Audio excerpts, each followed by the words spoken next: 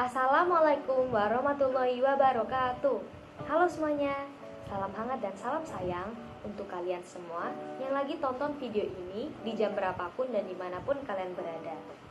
Nama saya Pratnya Pranita, nomor absen 25 dari kelas 11 MIPA 1. Di video kali ini saya akan meresensi atau mengulas sebuah buku edukasi berjudul Bella Sekolah Tak Perlu Air Mata. Ini bukunya.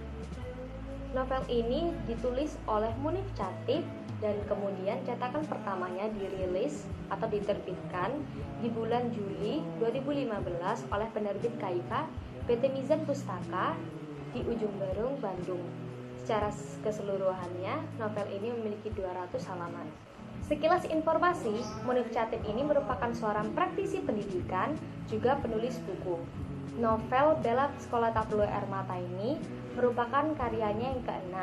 Dan uniknya lagi, novel ini merupakan pengalaman Munif Chatib sendiri dalam mengasuh putrinya yang tidak suka pelajaran matematika, yang kemudian ia tuangkan ke dalam novel, lalu ia beri bumbu-bumbu tambahan lainnya. Nah, buat kalian yang penasaran isi ceritanya, kita langsung mulai yuk. Buku Bella Sekolah Tak Perlu Air Mata ini berkisah tentang seorang anak perempuan bernama Bella yang mengidap disleksia dan diskalkulia. Disleksia itu merupakan sebuah gangguan belajar yang biasanya ditandai dengan kesulitan membaca, menulis, atau mengeja.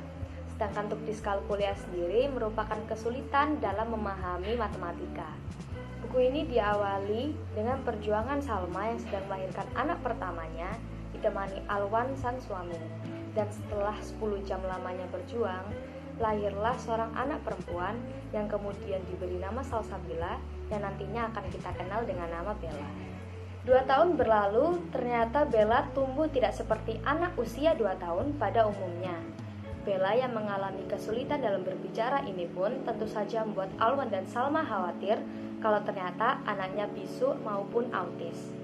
Dan setelah berkonsultasi lewat sahabat Alwan yang seorang psikiater, dapat diketahui kalau Bella mengidap disleksia dan diskalkulia. Hal ini disebabkan oleh permasalahan nutrisi selama ia masih berada di dalam kandungan. Tetapi Alwan percaya kalau Bella ini merupakan seorang anak istimewa. Oleh karena itu, Alwan dan Salma memutuskan untuk berjuang lebih keras lagi dalam membesarkan dan mendampingi Bella di setiap perkembangannya. Mereka juga mencoba untuk mendaftarkan Bella di 2 sekolah, yang sayangnya guru di sekolah tersebut tidak menerima Bella. Beliau berpendapat kalau Bella ini merupakan seorang anak berkebutuhan khusus sehingga tidak akan mungkin untuk dapat menerima pembelajaran atau mengikuti pembelajaran di sekolah tersebut. Namun perjuangan Alwan dan Salma tidak sampai di situ saja. Keduanya terus berusaha hingga akhirnya Bella dapat bersekolah di sebuah komunitas belajar sambil bermain yang tidak jauh dari rumahnya. Jumlah siswanya hanya 25 orang, namun Bella senang dan nyaman untuk bersekolah di sana. Dan selang beberapa tahun, tibalah saatnya bagi Bella untuk memasuki jenjang sekolah dasar. Setelah mencari informasi dan menyampaikan tentang kondisi disleksia yang dimiliki Bella, ia pun dapat bersekolah di sebuah sekolah dasar. Pada awalnya, Bella menikmati belajar di sekolah dasar tersebut karena ia memiliki teman-teman yang baik dan menyenangkan. Hingga akhirnya terjadi sebuah peristiwa yang membuat Bella mogok sekolah bahkan sampai sakit setelah ia disebut anak bodoh oleh guru matematikanya karena Bella hanya dapat menjawab 1 soal cerita dari 11 soal lainnya.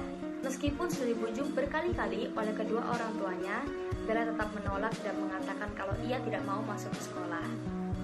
Dan karena sudah hampir sebulan Bella tidak masuk ke sekolah, di akhir tahun pelajaran pun Bella dinyatakan tidak naik kelas. Di dalam buku ini juga selintas diceritakan tentang seorang guru muda bernama Pak Halim dari Sekolah Dasar Bunga Bangsa yang memiliki pemikiran dan juga konsep sekolah yang berbeda dari kebanyakan guru pada umumnya.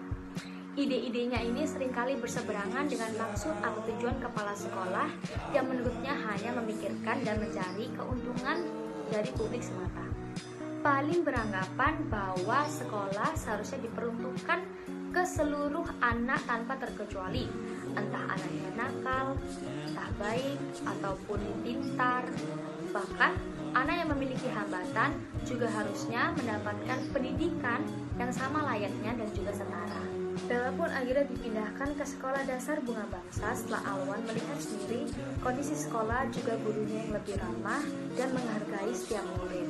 Dan di sekolah ini pun Bella mendapatkan perlakuan atau penanganan yang lebih baik daripada sekolah sebelumnya, sehingga menimbulkan potensinya dalam menggambar.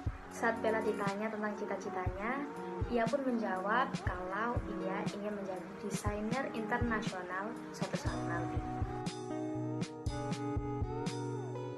Kelebihan dari buku ini menurut saya, buku ini memiliki alur cerita yang bagus dan menyentuh hati.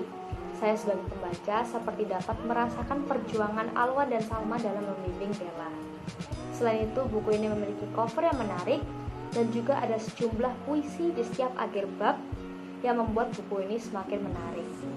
Untuk kekurangannya sendiri, saya kurang suka dengan cara penulis menceritakan ending dari buku ini karena lebih menceritakan tentang sekolah dibanding tokoh utamanya.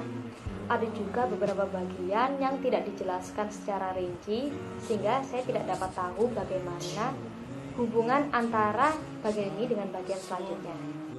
Jadi itu tadi resensi dari buku novel Bella, Sekolah Tak Perlu Air Mata. Saya harap resensi yang saya bawakan ini mudah untuk dipahami dan tidak berbelit-belit bagi para penonton. Mohon maaf jika ada salah kata. Sekian, wassalamualaikum warahmatullahi wabarakatuh. Dadah.